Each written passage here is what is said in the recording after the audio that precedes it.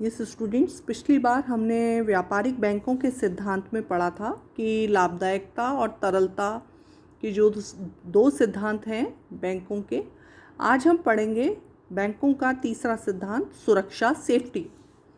Bank को अपने कोषों का विनियोग करते समय तरलता तथा लाभदायकता के साथ साथ साधनों की सुरक्षा का ध्यान भी रखना आवश्यक होता है। सुरक्षा का तात्पर्य पूर्व अनुमानित ब्याज तथा मूलधन की पूर्ण वसूली की संभावना से है।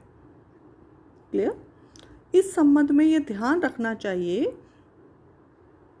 कि अस्थायी रूप से किसी संपत्ति का बाजार मूल्य कम होने का अर्थ यह नहीं है कि वह विनियोग सुरक्षित नहीं है। अस्थायी रूप से इसकी तरलता पर प्रतिकूल प्रभाव अवश्य पड़ता है, परंतु यदि उसके ब्याज तथा मूलधन को उचित समय पर भुगतान होने की पूर्ण आशा है तो उसे असुरक्षित नहीं कहा जा सकता। बैंक को केवल अल्पकालीन ऋण ही देना चाहिए या अल्पकालीन प्रतिभूतियों में ही विनियोग करना चाहिए? यह इसलिए आवश्यक है क्योंकि बैंक की जमा मांगने पर अथवा अल्प समय के बाद देय होती है। साथ ही दीर्घकाल में प्रतिभूतियों के मूल्यों में ऐसे परिवर्तन हो सकते हैं जो हानिकारक सिद्ध हों। अब सुरक्षा की दृष्टि से यह आवश्यक है कि बिना जमानत के ऋण या अग्रिम न दिया जाए। व्यक्तिगत साख और व्यक्तिगत जमानत के अतिरिक्त जमानत का होना भी आवश्यक है, परंतु ग्राहक की साख तथा ईमानदारी में विश्वास न होने पर प्रतिभूतियों के होते हुए भी ऋण न देना ही उचित होता है, क्योंकि इनका प्रमुख उद्देश्य जमानत प्राप्त करना नहीं है। आपने कई नाम सुने हुए हैं हिंदुस्तान में जो बैंक फेल होने की स्थिति में आ गए, जो उन्होंने बिना जमानत के या बिना उसके लोन, काफ़ी मात्रा में लोन दे दिए। जमानत तो केवल इसलिए ली जाती है कि किन्हीं विशेष कारणों में यदि बैंक के ऋण का भुगतान न हो तो बैंक को हानि ना हो, परंतु इस संदर्भ में भारतीय व्यापारिक बैंकों की नीति में परिवर्तन हुआ है और वे राष्ट्रीयकरण के बाद जमानत के आधार के बजाय परियोजना की उत्कृष्टता के आधार पर भी ऋण देने लगी है। सुरक्षा को ध्यान में रखते हुए यह आवश्यक है कि बैंक अपना धन एक विशेष व्यक्ति या एक विशेष उद्योग या एक क्षेत्र में विनियोजित ना करे। अतः निवेश की सुरक्षा के लिए अग्रलिखित बातों को ध्यान में लिखना, ये जो बातें हैं उनको ध्यान में रखना आवश्यक है। बैंक को अपना सारा धन किसी एक ही व्यक्ति अथवा व्यवसाय को ऋण के रूप में नहीं देना चाहिए। दूसरा, बैंक को यथासंभव दीर्घकालीन ऋण नहीं देने चाहिए।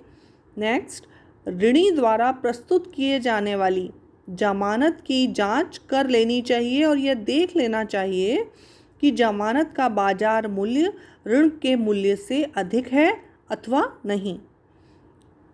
लास्ट है, बैंकों को चाहिए कि वे सस्ती साख नीति न अपनाएं ताकि ऋणियों में अपव्यय की भावना उत्पन्न न होने पाए। फिर है जोखिम की विविधता। जो भी बैंक ऋण दे रहा है वो अलग अलग क्षेत्रों में होना चाहिए, विविधता होनी चाहिए। अपने साधनों को सुरक्षित रखने की दृष्टि से बैंक को ऋण एक ही व्यक्ति या व्यवसाय या एक ही भौगोलिक क्षेत्र के व्यक्तियों को एक सीमा से अधिक न दिया जाए। इसी प्रकार प्रतिभूतियों में विनियोग करते समय एक ही उद्योग से संबंधित या एक ही क्षेत्र की प्रतिभूतियों में विनियोग नहीं करना चाहिए। ऐसा करने से बैंक उनसे जुड़ जाता है और उनके असफल होने की स्थिति में बैंक भी संकट में पड़ जाता है। इसे ही जोखिम की विविधता कहते हैं। परिपक्वता की विविधता अत्यधिक वांछनीय है।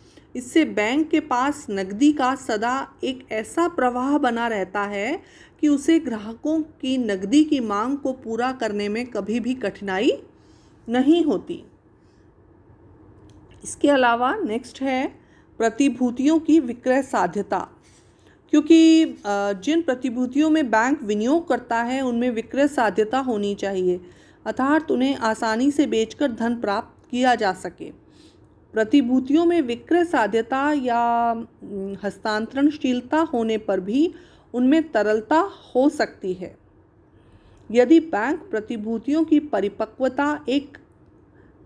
परिपक्वता तक प्रतीक्षा करे तो कोई हानि नहीं हो सकती, परंतु परिपक्वता के पहले यदि धन की आवश्यकता हो जाए तो जब तक प्रतिभूति में विक्रय साध्यता तथा हस्तांतरणशीलता न हो तो बैंक को कठिनाइयों का सामना करना पड़ेगा।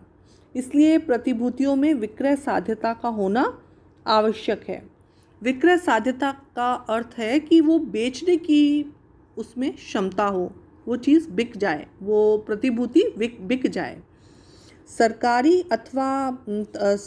तथा उत्तम श्रेणी की व्यावसायिक प्रतिभूतियों, अच्छी कंपनियों के अंशों तथा ऋण पत्रों, विनिमय साध्य तथा साख पत्रों तथा तैयार माल की जमानत पर ऋण देने में बैंकों द्वारा निवेश करना अच्छा होता है। इनके विपरीत अचल संपत्ति के आधार पर दिया गया ऋण अच्छा नहीं माना जा सकता, क्योंकि अचल संपत्तियां देर में बिकती हैं। अब है अन्य सिद्धांत। इसके अलावा भी कुछ सिद्धांत हैं जो बैंक को ध्यान रखना चाहिए लोन देते समय।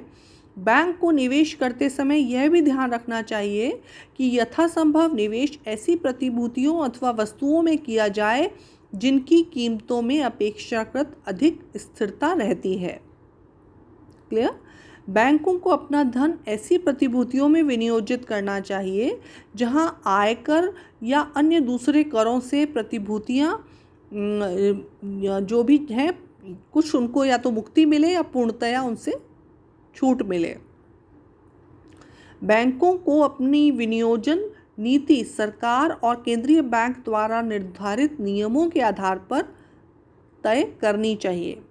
इस प्रकार जो बात है, ये जो पॉइंट्स मैंने समझाए, उसके आधार पर यही जो सिद्धांत हैं ये विनियोग नीति के सिद्धांत माने जा सकते हैं, या इन्हें व्यापारिक बैंक के सिद्धांत भी कहते हैं। इन्हीं को ध्यान में रखकर बैंक अपने कोषों का विनियोग करता है। आधुनिक युग में बैंकों का सामाजिक दायित्व बहुत बढ़ गया है। वे केवल परंपरागत अर्थों में व्यापार और वाणिज्य को साख उपलब्ध करवाने वाली संस्था नहीं है, वरन आर्थिक तथा सामाजिक विकास के एक महत्वपूर्ण संसाधन भी माने जाने लगे हैं और परिवर्तनशील गतिशील भी हैं। अब ऐसी स्थिति में बैंकों की भूमिका बहुत महत्वपूर्ण हुई है। तो बैंकों को जब भी लोन दें इन सब बातों का ध्यान रखना चाहिए जिससे उन्हें कोई हानि ना हो।